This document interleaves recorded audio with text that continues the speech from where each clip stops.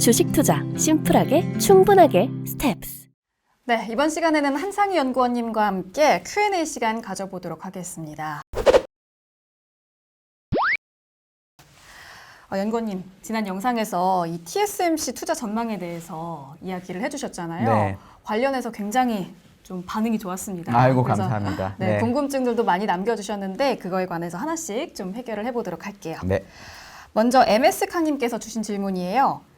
YTD는 마이크론과 유사한 마이너스 17.45%던데 제조업은 메가테크 정도의 멀티플을 인정 못 받는 것일까요?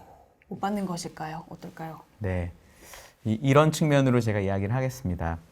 원래 마이크론이라는 기업은 메모리 회사입니다. 메모리 회사라는 거는 우리나라로 치면은 삼성전자, 하이닉스 이런 것들이 있죠. 네. 원래 메모리 기업들은 이 경기 변동에 되게 예민하기 때문에 이 밸류에이션 멀티플이 낮은 편입니다. 그래서 마이크론 같은 경우에는 밸류에이션 멀티플이 낮고요. TSMC는 원래 비메모리만 합니다. 왜냐하면 TSMC는 반도체를 대신 생산하는데 그 대신 생산을 맡기는 기업들이 네. 대부분 미국에 있는 비메모리 기업들이에요. 그래서 원래 TSMC의 밸류에이션은 이런 메모리 업체들보다 월등히 높습니다.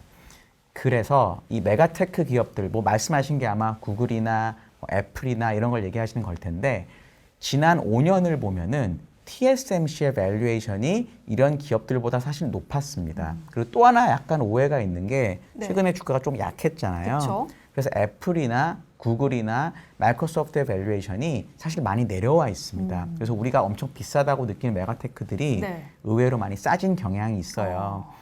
TSMC가 사실 그 마이크론하고 똑같은 정도 주가가 올해 빠진 것이라고 지금 써주셨는데 뭐 비슷할 수도 있는데 올해 사실 영향을 미쳤던 거는 이제 러시아하고 우크라이나 전쟁 때문입니다.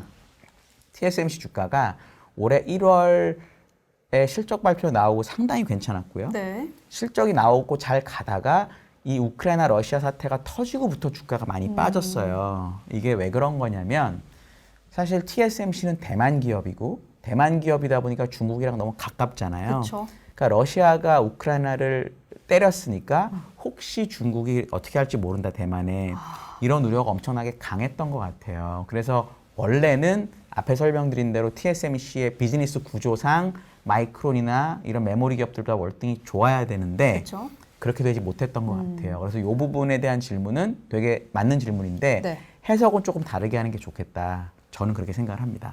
좋습니다. 해석을 조금 다르게 하는 게 좋겠다라고 말씀을 해주셨고 같은 분이 두 번째 질문을 또 주셨는데 2021년 어닝 히스토리를 보면 분기별 서프라이즈가 2.1%, 0%, 3.8%, 0.9%여서 21년에 주가가 정체되었다고 봐도 되는 건지요? 그렇죠. 어떻게 보시나요? 그 TSMC라는 기업이 네. 되게 장점이 뭐냐면 그 다음 분기 컨센서스 가이던스를 항상 주고요. 네. 그리고 월간으로 데이터를 매달. 매출을 줍니다. 그래서 실적이 실제 주가에 많은 영향을 미치는데 작년 같은 경우에는 말씀하신 대로 생각보다 가이던스가 컨센서스보다 많이 위에 있지 않았어요. 특히나 2분기, 3분기에는 좀 예상보다 안 좋았던 경향도 있었습니다. 그래서 작년에 생각보다 주가가 안 좋았던 면이 있는데 사실은 더 중요한 점이 뭐가 있었냐면 네. 7월 달부터 중국이라는 국가에서 자기네 나라 빅테크 기업들에 대한 규제가 많았습니다. 첫 번째 디디 추싱이 중국 정부에 만류를 뿌리치고 미국에 상장을 했고요. 그거 하면서부터 디디 추싱 뭐 다운로드 안 된다 이런 얘기 나왔었고요. 그리고 뭐 게임이다, 사교육이다 이런 교육 문제들이 많이 나왔었습니다. 그게 정확하게 작년 7월 초예요. 주가를 한번 보시면 그때부터 우리나라도 장이 좀 안 좋았었고 네. 중국 시장도 안 좋았었고 TSMC도 상대적으로 원래 TSMC는 필라델피아 반도체 기업들하고 같이 움직이는데 네. 그때부터 괴리가 많이 났었거든요. 그래서 제가 작년 11월인가 10월에 이 얘기를 했던 이유가 이 괴리가 없어질 것 같다. 그리고 다행히 연초까지 좀 많이 올랐었다가 다시 이제 우크라이나 사태 터지고 이렇게 된 건데 네. 그러니까 말씀하신 어닝을 중요하게 봐야 되는 기업이 맞고요. 근데 지난 7월부터로만 보면 이 어닝뿐만 아니라 중국의 규제, 전쟁 이런 것들이 문제를 좀 야기했다. 그래서 주가가 지금 상대적으로 특히 시장 대비를 별로 안 좋은 게 이제 그래서 그렇다고 봐야 되고요. 네. 약간 희망적인 뭐 희망이라고 하기엔 너무 말이 안 되지만 약간 다행인 점은 필라델피아 반도체 지수가 빠진 것보다는 덜 빠졌어요. 그러니까 이거는 이제 해석을 해보면 네. 반도체 업종이 많이 빠지는 게 뭐 여러 가지 이유가 있겠죠. 그쵸. 그거보다는 이 회사의 뭔가 펀더멘탈을 시장에선 좋게 보고 있는 게 아닐까? 저는 이렇게 해석은 하고 있습니다. 네. 알겠습니다. 대외적인 이슈들로 좀 움직임이 있었지만 펀더는 믿어도 된다라고 보면 좋을 것 같아요. 또 허성식 님이 이런 질문을 주셨어요. 분석 감사합니다. 그런데 주가 저평가의 원인으로 말씀해 주신 이유 이외에도 향후 대규모 투자 예정으로 상당 기간 배당 성향의 악화를 예상하여 주가가 할인받고 있는 것 네. 아닌가요? 그렇게 보시나요? 어떻게 보시나요? 네.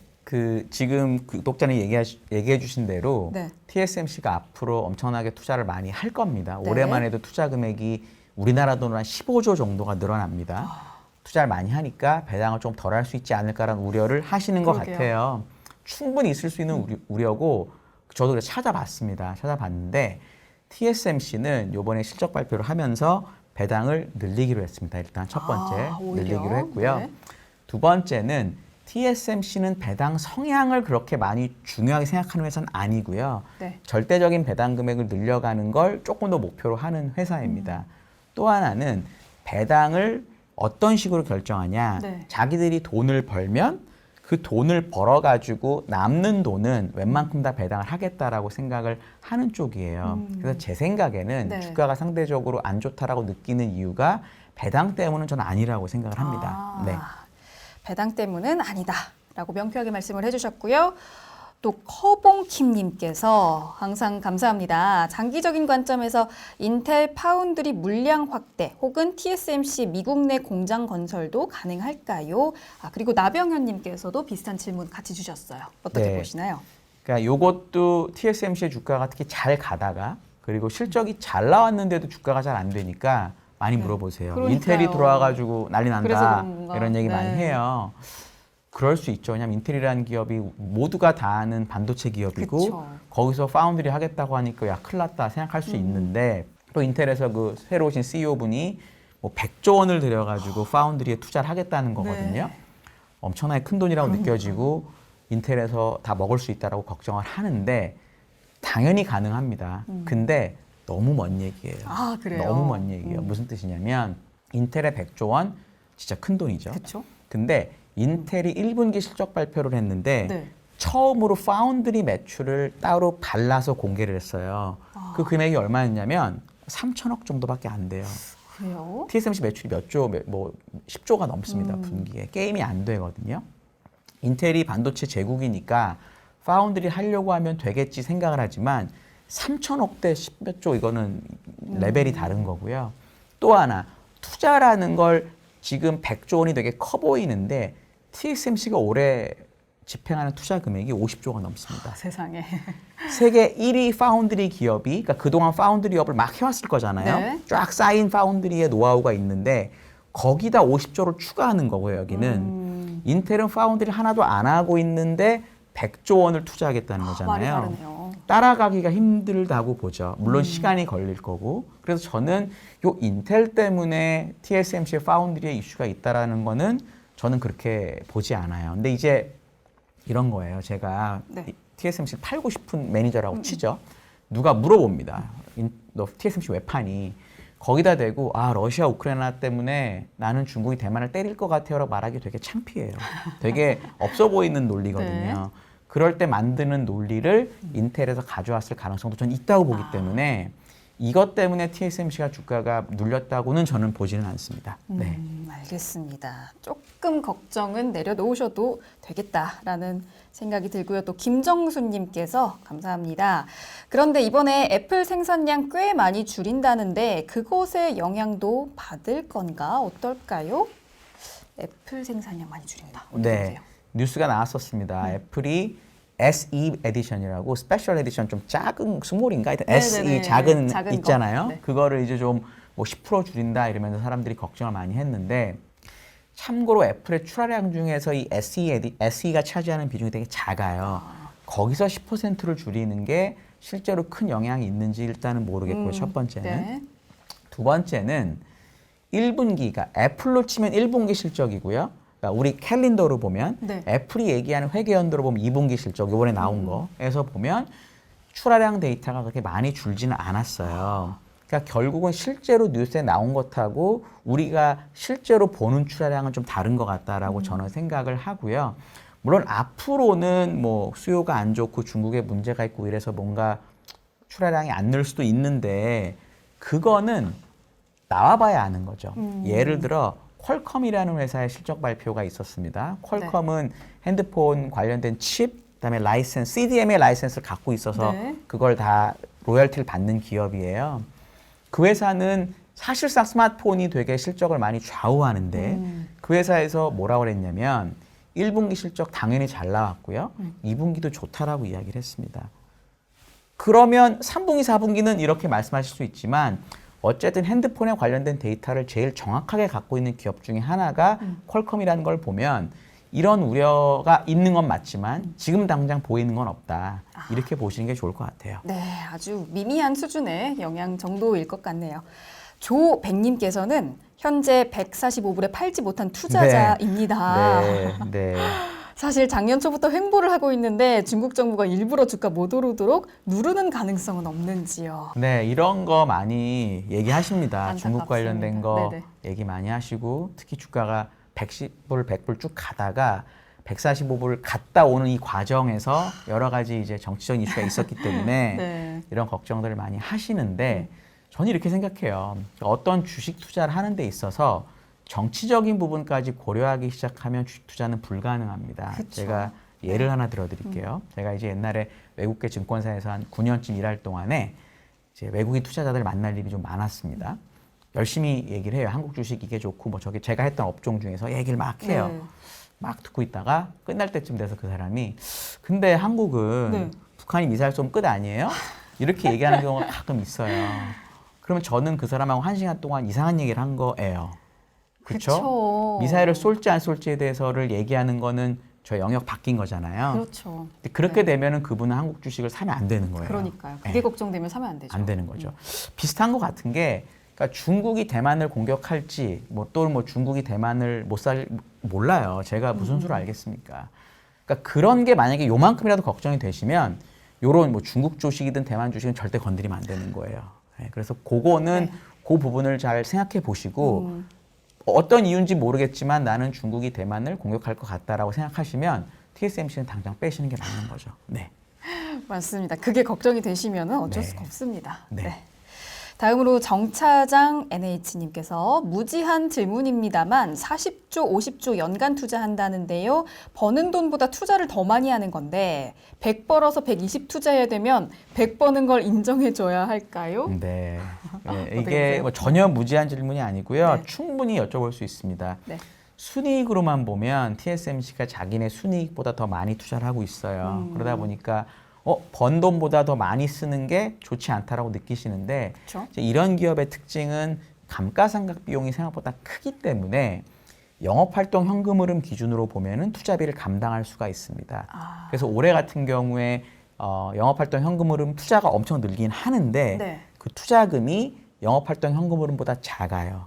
그래서 올해 잉여 현금 흐름이 여전히 창출이 됩니다. 잉여 현금 흐름은 어떻게 보통 정의하냐면 정의하는 방법은 정말 다양한데 영업활동 현금 흐름에서 이 캐펙스라고 하는 설비 투자를 뺀 거를 보통 잉여 현금 흐름이라고 하고 이게 남는 기업은 돈을 벌어서 자기가 탈 거 투자 다 하고 또 남는다라는 뜻이에요. 그쵸? 네. 그렇게 보면은 이 회사가 버는 것보다 더 많이 투자한다라고 보기는 약간 어렵고요. 그 다음에 올해 특히 투자가 많이 늘어나기 때문에 잉여 현금 흐름이 좀 많이 줄긴 하는데 내년부터는 투자가 올해만큼 늘진 않거든요. 왜냐하면 투자를 많이 해놨고 앞으로 이익은 늘어날 거니까. 그래서 내년, 내후년이 가면 네. 잉여 현금 흐름은 늘어나는 경향이 있어서 버는 돈보다 더 많이 투자하지는 않는다.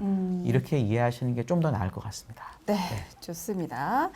다음으로 종훈리님께서 질문 SOXX에서 TSMC는 비중이 왜 이리 낮아요? 좋은 회사라고 생각했는데 너무 비중이 작아서 놀랐어요. 모르는 회사들보다도 한참 비중이 작더라고요.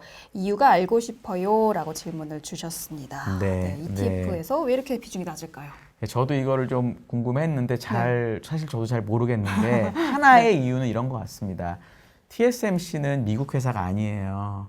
TSMC는 대만 회사입니다. 네. 근데 대만 회사지만 미국 시장에 소위 말하는 ADR로 상장이 되어 있습니다. 그러니까 TSM이라고 하는 코드로 미국에서도 이거를 그러니까 투자할 수가 있어요. 그러니까 ADR과 일반 원주의 이 주식수에 따라서 투자할 수 있는데 아마도 이 SOX ETF는 블랙락에서 만든 ETF인데 이 ETF를 만든 사람이 TSMC의 전체 시가총액은 되게 큰데 ADR로 상장된 부분이 작을 수가 있거든요. 왜냐면 원주에서 일부를 한 걸 수 네. 있기 때문에 아마 그거에 맞춰서 그냥 편입한 게 아닐까 싶어요. 왜냐하면 이 SOX ETF를 만든 사람이 굳이 대만에 있는 원주를 가져다가 편입할 것 같지는 않거든요.